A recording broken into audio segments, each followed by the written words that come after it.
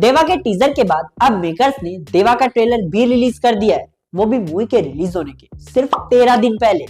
But मुझे ये समझ नहीं आया कि मेकर्स ने ट्रेलर को इतना लेट रिलीज क्यों किया। मतलब क्यों? खैर कोई ना कोई रीजन तो होगा, लेकिन उसमें अभी हमारा दिमाग लगाना व्यर्थ है। टीजर के बाद रिलीज होने वाले इस ट्रेलर से मूवी की स्टोरी को लेकर तो कुछ बहुत ज्यादा पता नहीं चलता, जिसके लिए एडिटर साहब को सल्यूट।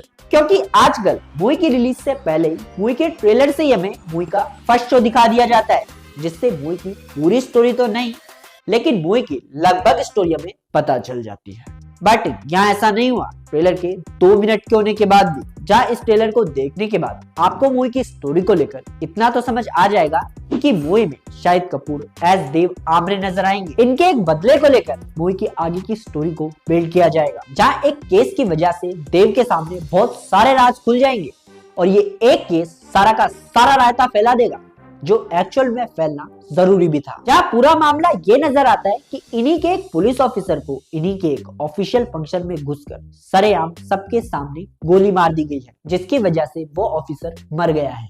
और उस वक्त तो कोई कुछ भी नहीं कर पाता, लेकिन इसके बाद देव, जो एक एंग्री यंग पुलिस ऑफिसर है, वो किसी भी कानून को ना मानते हुए उन गुंडों के पीछे लग जाता है, जिनके एरिया में भी अभी तक पुलिस जाने से डरती थी। सिर्फ ट्रेलर को देखने से ही इतनी स्टोरी पता चलने के बाद भी हमारे माइंड में ये कंफ्यूजन रहता है कि मूवी की स्टोरी आखिर है क्या, क्योंकि ट्रेलर को इस तरह से काटा गया है कि ये अपनी स्टोरी को रिवील नहीं करती। एंड इसके अलावा अगर आप थोड़ा सा नोटिस करेंगे तो आपको ट्रेलर में शाहिद कपूर सर के 2 लुक नजर आएंगे, एक विद बियर्ड और एक विदाउट बियर्ड, जिनमें उनके फेस पर एक मार्क बना हुआ है। अब सिर्फ और सिर्फ ट्रेलर को देखने से ये तो कंफर्म नहीं बताया जा सकता कि इस मार्क के होने का रीजन क्या है, बट मे बी मुझे ट्रेलर को देखने से ये लगता है कि ये वाला लुक इनकी बैक स्टोरी का पार्ट है और ये वाला इनकी प्रेजेंट स्टोरी का, जो मूवी में आगे कंटिन्यू की जाएगी, जिसका रीजन है इनके फेस का ये मार्क, जो इनके इस लुक से गायब है। और जहां तक मुझे लगता है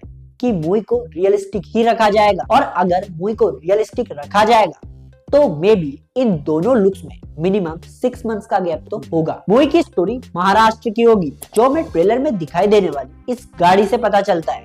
अब हो सकता है कि आपके माइंड में आए कि ये दोनों भाई भी तो हो सकते हैं, जिनमें से ये वाला मर चुका हो और इसका बदला लेने के लिए देव ये सब कुछ कर रहा हो। मे बी ऐसा हो सकता है, लेकिन इसके चांसेस बहुत कम है, जिसका रीजन है ये ब्रेसलेट, जो आपको इन दोनों के हाथों में ही दिखाई देगा। एंड इसके अलावा ट्रेलर के एक सीन में हमें पूजा हेगड़े, जो शाहिद कपूर सर के अपोजिट लीड रोल प्ले कर रही है, तो ये एक सीन में तो इनके साथ नजर आती है और एक में इनके साथ।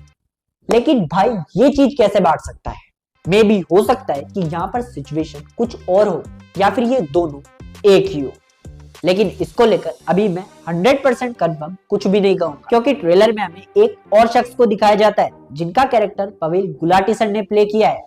तो मे भी हो सकता है कि ये शख्स वही हो जिनको सरेआम मारा गया है। ट्रेलर में हमें इन सब के बाद गिरीश कुलकर्णी सर को भी दिखाया जाता है, जो मे भी मूवी में एक पॉलिटिशियन का रोल प्ले करेंगे। एंड मे भी हो सकता है कि यही मूवी के विलन हो, जिसकी कंफर्मेशन तो हमें 31 दिसंबर को ही होगी। तो आप कमेंट करके बताना कि आप इस मूवी को देखने थिएटर्स में जाओगे।